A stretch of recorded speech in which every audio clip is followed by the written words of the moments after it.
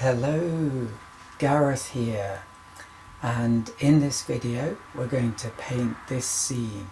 So I think it's a very beautiful scene of a national park where I live. So the first thing we're going to do is the sky. So one thing I want to do, one change I want to make, is I want to make this tree a bit higher up. I think it's a bit too big, but we'll see. And here's another one that I did. This was my first one. So a little bit different. So, and also with the sky, I want to make it a little bit more dramatic. I want a little bit more of yellow ochre in the sky. So let's see if we can achieve that. So first of all, I'm going to get my mop brush and I'm going to just wet this area where the sun is going to go. So this is just pure water.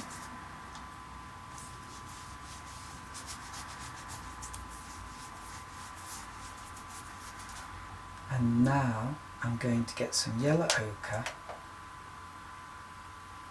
and mix it well. And I start here and I slowly move inwards, and what should happen is that it gets a bit fainter, and then I stop about there, and that's where my sun is going to be. Okay, then I get a bit more yellow ochre, a bit thicker now, and I'm going to do it here and around here. But this is a very important point. I'm going to leave up here white and also here white. I might do a little here. So that's very important. I don't know why, but my students want to paint everything. I just think they think they're painting a wall or something, and they've just got to paint the whole lot. So I come down here, but I'm not so worried about this. This is now very watery.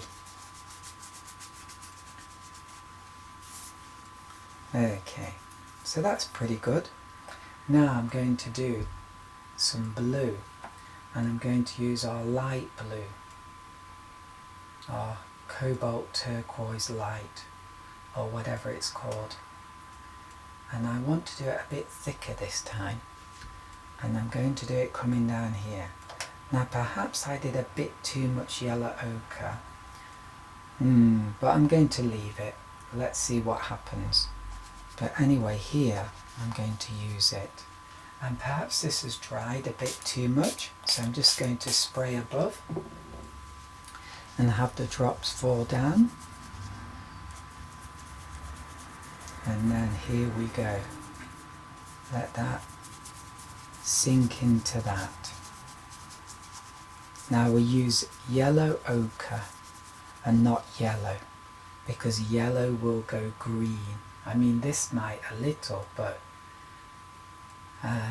yellow ochre doesn't go green quickly, but normal yellow will go green very quickly, which actually might look very interesting, but I don't want today.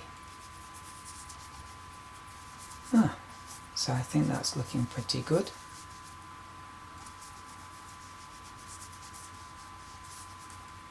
Like that. And now we're going to add a much darker clouds. And once again, the same with this. Don't paint everything. Leave these gaps. That's so important. Stop yourself, because I see students time and time again, they'll just paint the whole thing, and it's just a completely blue sky. So I'm going to use some blue, then a touch of yellow ochre, and we get a kind of very interesting colour. Bit more.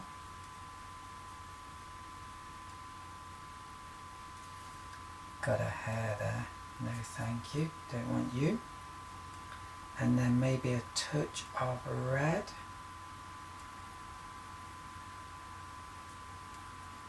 And this is drying out, so I'm just going to spray above. Now do be careful, if you leave it too late you're going to get a texture that you might not like. But if it's still fairly moist, you hopefully won't get any textural effects in your sky. Okay, so this is beginning to look good, and it's beginning to look quite strong, and it's a fairly thick mix. So here we go, and we come down here, and I don't want to cover all this light blue, so I'm really having to try and control myself, because just like students, I too want to cover the whole lot, and that's when it goes wrong. You've got to leave these lovely gaps, and these clouds just break down into little blobs like this. You have to be careful around this white area because it might have dried out, so you're not going to get a soft edge, but I'm quite lucky, maybe because I sprayed it. Now I covered too much there, but there you go. Should have left some more gaps in there, but I quite like that. But you can see how I'm starting to fill it in more and more, and I really need to try and stop myself. It's very, very difficult. You'll discover this as well. You'll just want to keep going and going. I think that's it. Maybe one more there. And we've done it. So there we go. That's the sky done. Let's just leave that now to dry. Now it has dried, and I'm going to do this mountain in the distance. And I want this to be a very bluish colour and to be soft at the bottom. So let's have a go. So I'm going to use my mop brush, and I'm going to use maybe this light blue colour I've got, but then I might add a touch of this. This is a bit of the darker blue and a bit of red, but just a touch. And I think that will do. Maybe a bit more water. It's always good to have some scrap paper, because then you can test it.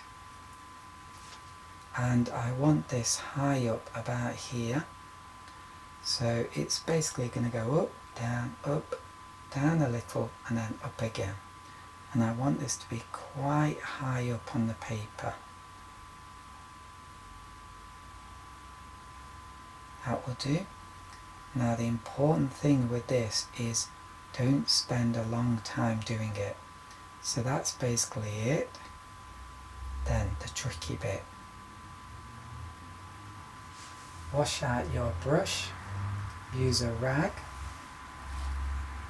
and then below do that, and then slowly come up and in, and maybe one more time. I had to go a bit softer there, and I think that's it. It's not easy. I wash my brush again, I wipe it on the rag, I even use tissue so it's super dry now, and then I wipe up this because there's a little mark here. Really, you don't have to worry about that. And there we go. Let's just leave that to dry, and that looks beautiful. It perhaps, the softness at the bottom is amazing, but perhaps it's a little bit too blue, but there we go. I kind of like that in a way. So let's leave that to dry, and then once we've done that, or once that's dried, we'll do this distant hill and these trees here. So I want to make the top of this a bit greener than it is here, like this one. Here we go, a bit more like this. So hopefully this time we'll be able to do that. Let's see. Okay, it has dried, and now I'm going to do this bit here, and I want to make the top greener.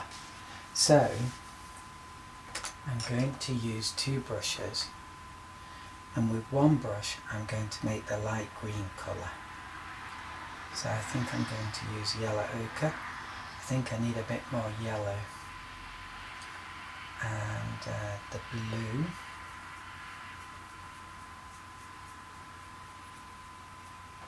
bit more blue,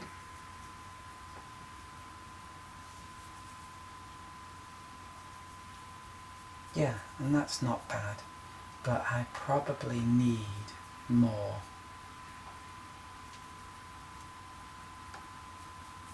Okay, I think that's good. And then I'm going for my dark colour, so very dark, so blue. I tend to use my lighter colours in these two trays, and then in this one I normally have my darker one as a general rule, but don't always follow that. Okay, this is pretty good, but it just needs to be more. And let's have a look.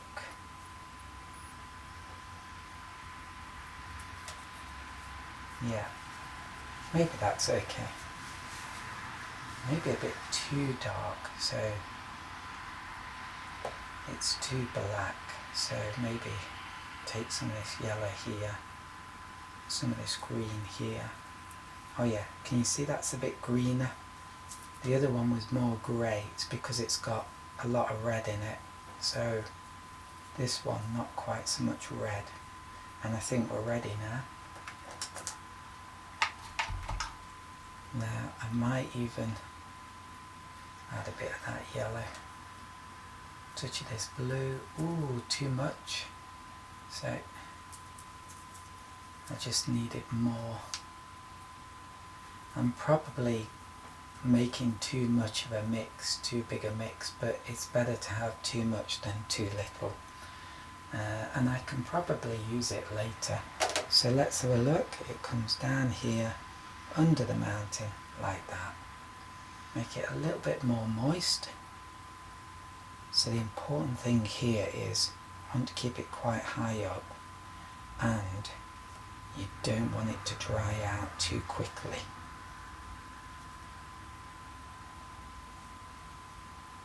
So I'll end it about there, and then go for the darker mix here,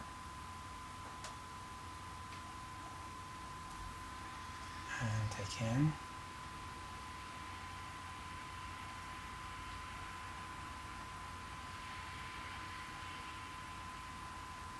and then I want to spray it because it's drying out super quick.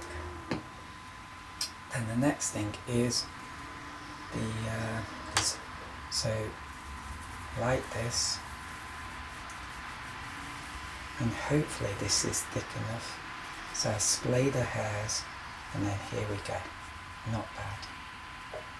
I got a little bit of splatter, I think, so in with the tissue. Oh, that's from before, so I can't get rid of that. But that's a nice shape. That's good. And then maybe here, just a small one, and then maybe here. I shouldn't bother too much around here because that's where our tree is going to go, and I don't want this tree and the tree in the foreground competing with one another. Okay, now I'm going to do a pine tree or a fir tree, and it's going to be about here, and that's what I do first. I line down, I dab this on the rag to get rid of excess water, and then I start at the bottom, not the top, because it's moist now a little, but as I go up it's getting drier and drier, and it's giving me a better kind of dry brush effect, which is what I need right at the top. Lower down I can risk it being a bit more moist. Now that looks pretty good. There we go. Yeah, very happy with that. But maybe something there, and maybe something there. So I've changed this quite a bit from the original. I've done some things close and some things far, and I'm leaving it too long because it looks great though, doesn't it, already? The last thing I want to do is this edge at the bottom. So I'm going to get my liner brush, pure water. Now wipe it here in case you get drips, and then I'm going to go along here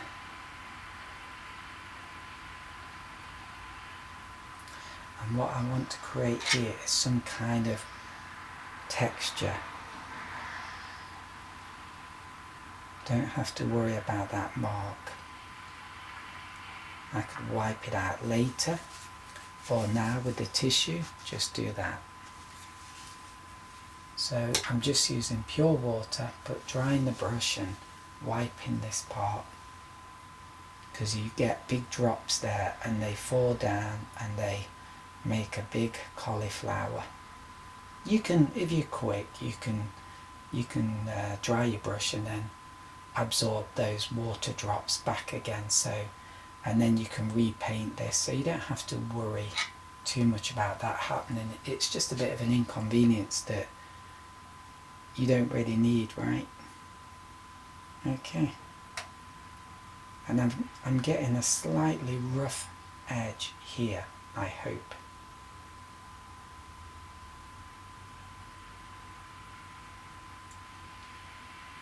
And then we don't want that, so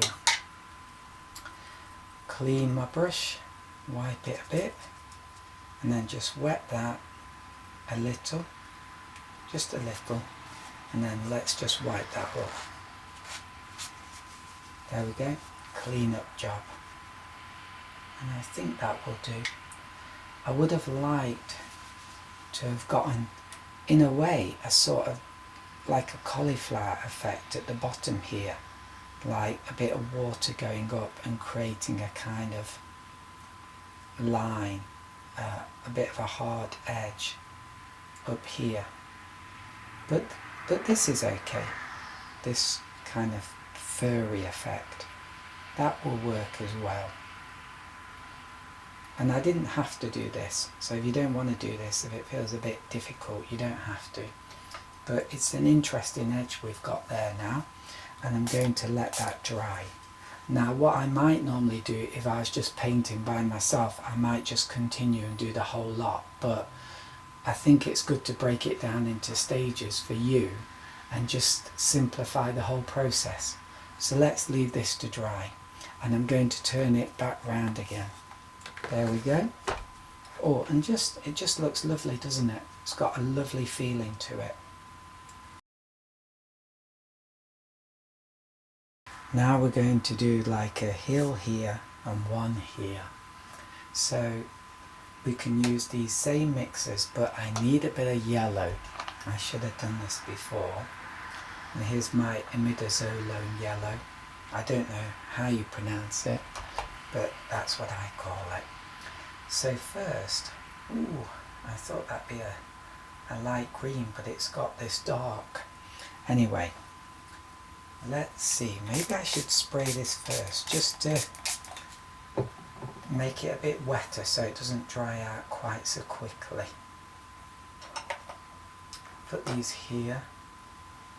So I really want this lower one quite high up, so this middle one, this middle hill has got to be quite narrow. That will do, and then get on to my next one. Now you've really got to do this quickly because it's going to dry out. So remember that I sprayed this first of all. That's very important. Here we go, blue and red, a bit more red. I'm going to do this dark purple at the bottom, yeah? I like to do that. I think it kind of finishes it off well. It's a bit like framing it, I suppose. Then, got to move quickly. I'm going to do this more light green colour. Here we go. And maybe a bit more yellow ochre to this one.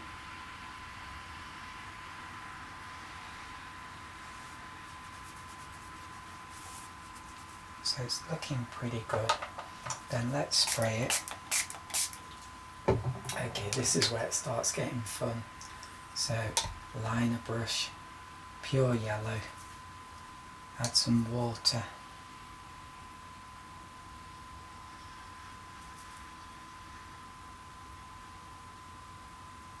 I shouldn't really have gone over that line, but hopefully it's not going to matter too much. This is a light colour.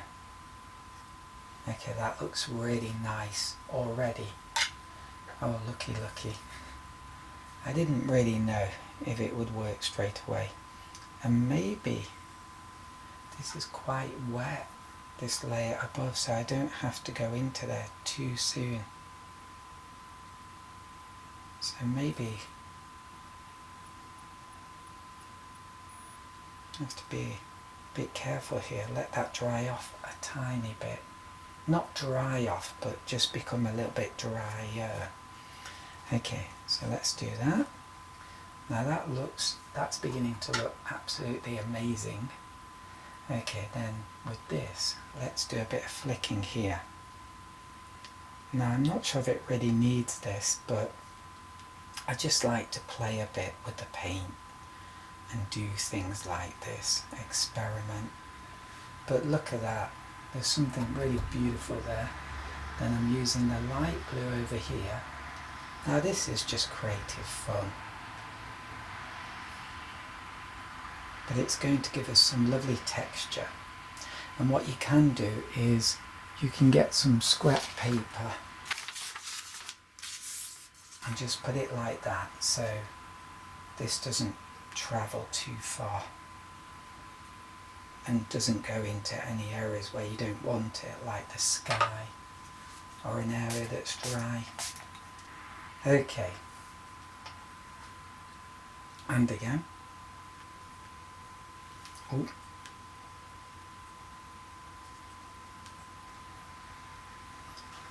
A bit of this yellow, although I think I've got enough. Okay, and now I think that bit there is done. Now I'm going to do this bit here.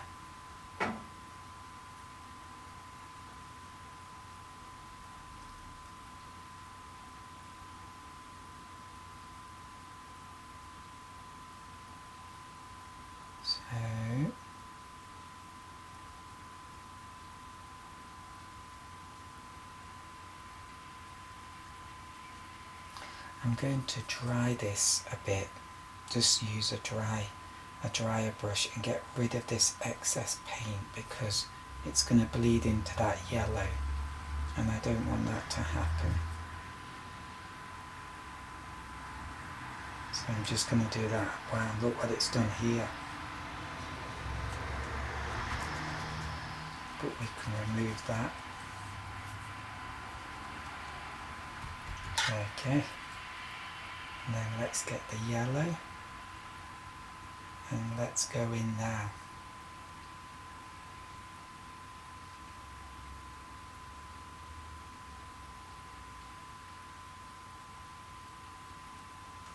Okay.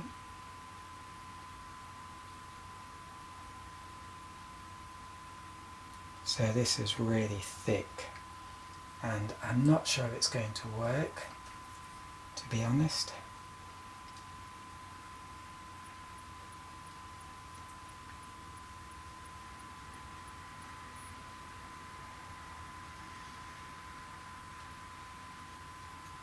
But I am enjoying myself.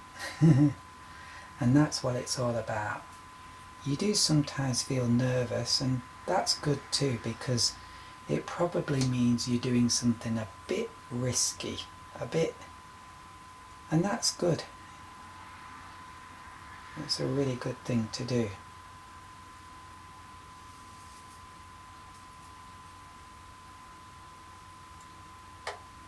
But it's also good just to enjoy the process. And then I'm doing some marks here. Ooh. Not sure about this. Let's see where we go with this. But even when you make mistakes, it's just good to always remember that there is an opportunity to learn there. And not just simply how not to do it, but you might create an effect or something that maybe it doesn't work here, but in another painting it might. You have to be very opportunistic and very, very positive minded.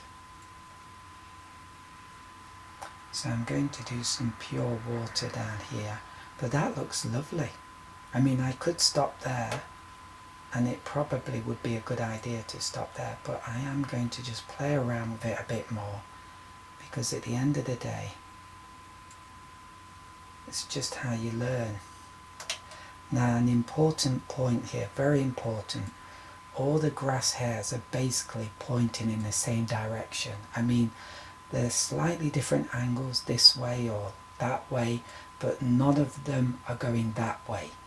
Don't have hairs that go this way and this way. It just looks messy. So that was what one of my students did, and you know, have them all going roughly in the same kind of direction. It just looks a lot nicer. Now I'm going to use pure water down here, and hopefully I'm going to get some light grasses here. And look, that's not working, but I am getting something.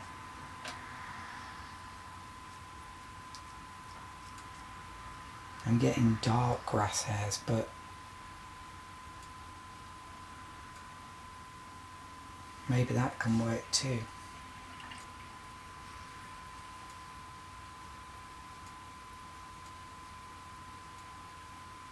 I think here, maybe I'm getting them.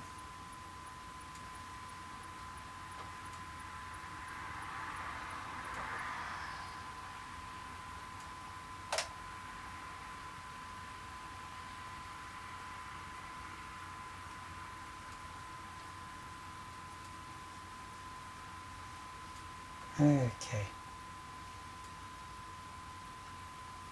And I'm not sure if that splatter really had any meaning, because you can't really see anything, can you? But I might do it again, but that looks absolutely beautiful. I'm really, really delighted with that. Now there is a yellow line there that looks a little bit like, I'm not sure how natural that looks, but at the same time I like it, so I'm going to leave it.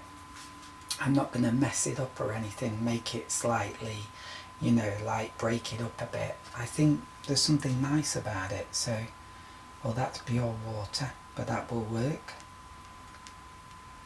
And then my yellow.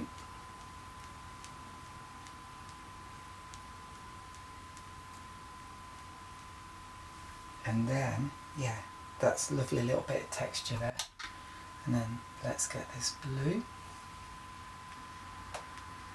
So a bit of water is splattering on here too.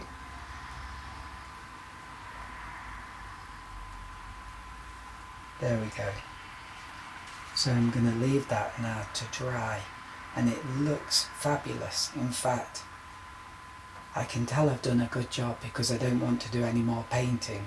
And the next thing we're going to do is a tree here, and that is going to be a bit tricky, because painting trees is quite difficult, especially big ones. These not so bad, but a big tree is going to be a bit tricky, but it's probably going to work. But anyway, look at this, it looks lovely. So let's leave it to dry. Okay, it is now dried, and something I should have told you is down here I had paint collecting, it was pooling up, and what you do is you get some tissue and you just wipe along the edge, and you can even see a bit of the mark I made. Now don't worry about that mark, because if I ever frame this painting, the mat of the frame will definitely cover that. and it's important anyway to collect that paint down at the bottom, because if you leave it you could end up with a cauliflower, and we don't want that. Now we're going to do perhaps the most difficult thing in the whole painting, which is the tree. And so what we want to do is basically 3 mixes. We need a light green mix where the light's hitting the tree, so just yellow ochre and some blue.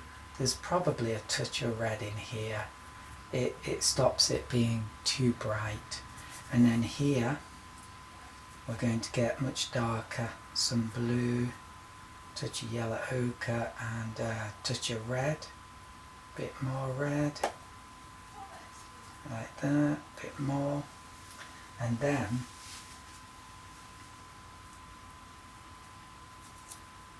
yeah, that will do. And then here I'm going to go for a really dark colour, so lots of blue, lots of red, and that's dark. That's going to be for the trunk and the branches. So I use my mop brush for doing that. A flat brush is also okay. I just use the mop brush because I can pick up a lot of paint with it. But to be honest, the flat brush is also good, and it's easier to pick up paint with a flat brush actually. But it's easier to pick up paint with a flat brush, but you know, if you're using a big brush like this, you can quickly make big mixes too.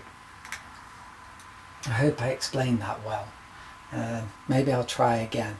With the flat brush, it's easier, and because it's got hard hairs, it's easier to take the paint out very carefully. With this one, because the hairs are soft, you can't take the paint out quite so easily. You can do it, but it's just not so, it's a bit more clumsy, I suppose. But you can still take out a lot of paint, and you can mix up a lot of paint because you've got, you know, quite a big brush. A mop will do, but a flat is also okay. Hopefully I explained that well. If I didn't, apologies. So let's get on with this tree. Anyway, a flat or a mop, either is okay. So this is important. I splay the hairs. And now what I need to think about is the tree begins here, it's going to go up here, it's going to be in this corner, the top part maybe about here, maybe not too high. In my original photo it's actually up here somewhere, but I don't want to make it that big. And I'm going to do it like 3 bits. 1 bit here, actually 2 bits. 1 bit here and 1 bit here. It's really good to simplify it as much as possible. And of course this side is going to be light. And this side and the top. So here we go. And we're off. So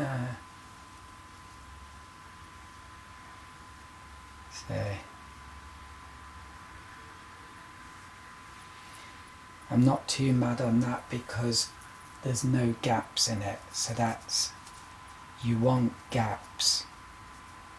It's so important.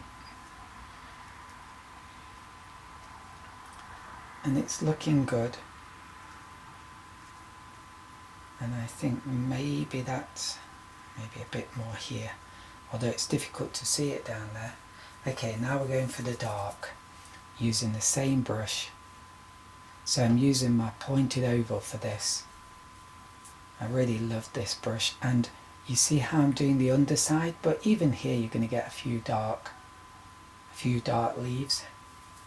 But it's essential to keep those gaps. Just like when I was talking about the sky, you'll just have this tendency, it's just the brain, the way the brain works, it will just want to cover everything. And you really want to leave these gaps. The magic is in the gaps, and hopefully I'm not getting rid of all of them. Okay.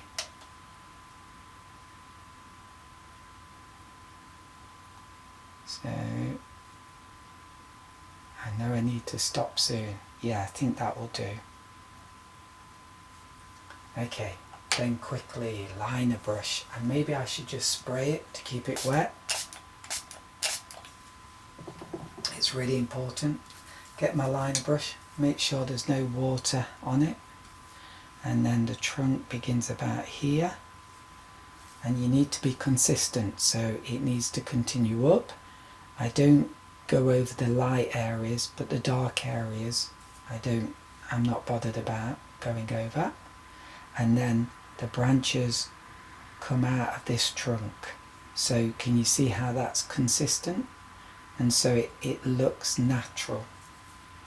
And this is quite a thin looking tree.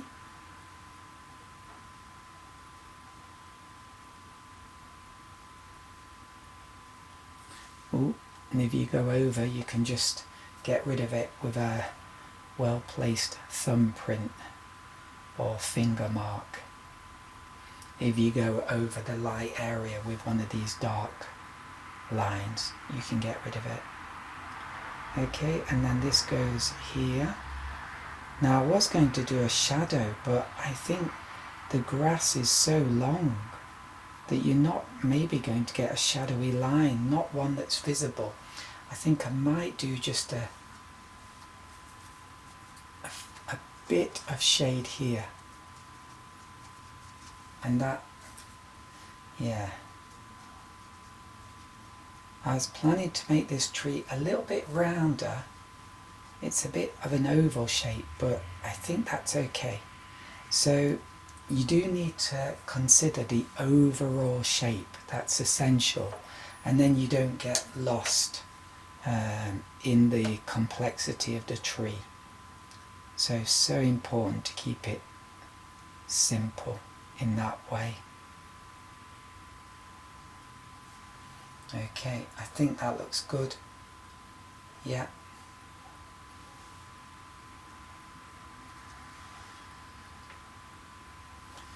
Okay, now you don't want to fuss around with this too much, and so now I'm going to fuss around with it, but just a few little marks might be okay. Have to be very careful. You see this tree in the distance and this tree here, there's a little bit, you know, a little bit of confusion there maybe, not too much. It's not bad enough to spoil it, but that's why I was saying earlier, maybe behind this tree, having no trees in the distance is the best.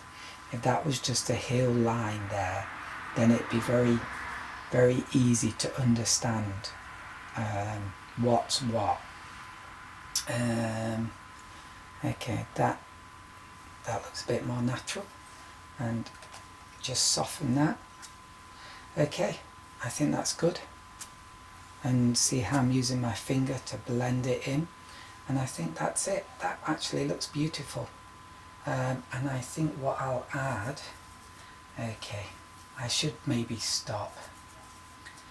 Now this is very dry brush, hopefully, and I'm going to do some posts, so just have a think about where they go before I paint them. Maybe one here, and one here, so.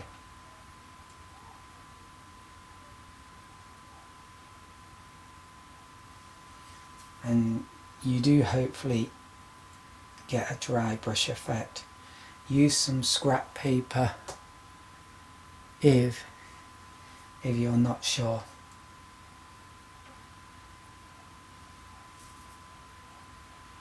It will also, as you do the marks on the scrap paper, it's obviously drying out the brush as well at the same time, so after a few strokes you should start to get a dry brush effect anyway, if it is a bit wet. And then I blend them in like that. Could do a few lines across with pure water, but I don't think we really need to. And then maybe one more post there.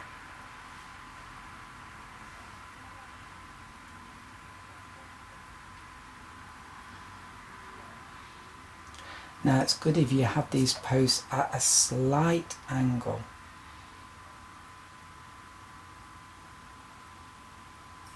Whoops.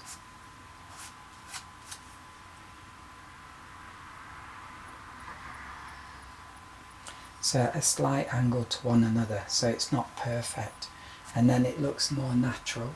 And then the final thing is a line, a rope going across, and remember the rope's going to hang down. Now an important thing, don't hold the brush like this when you do the line, because it might make the line fat. You want to hold the brush vertical like this, and then we just pretend to paint that line a few times, and then when you feel like, yeah, I've got it, then you go for it in one go. I shouldn't do it a second time like that. And what I might do is I might do this a light colour because you can't see it. I was a bit surprised, so I'm going to use a dirty yellow ochre mix. Yeah, that looks better. So there we go. And then here we go again, a few times above. 1, 2, 3. There we go.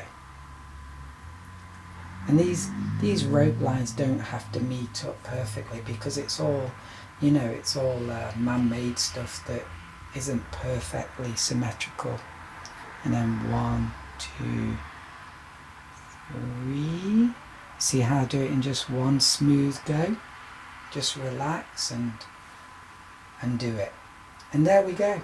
Maybe I'll put 3 tiny birds over here. So keep the brush hairs together and thin.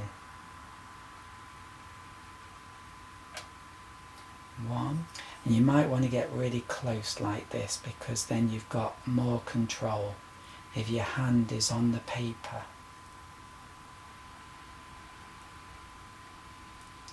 Like that. 1, 2, 3. A trinity. Okay, why not? So finished. So I think that's really, really good. Can't quite see the rope there, so I might just do that one more time. Here we go. Yep. So I don't recommend you do this, because you're probably going to go wrong, and in that case quickly wipe it up and have another go. So there we go, finished. I think that's a lovely countryside scene. So have a go, have fun, and just enjoy the whole process. That's all from me in this video. Bye for now.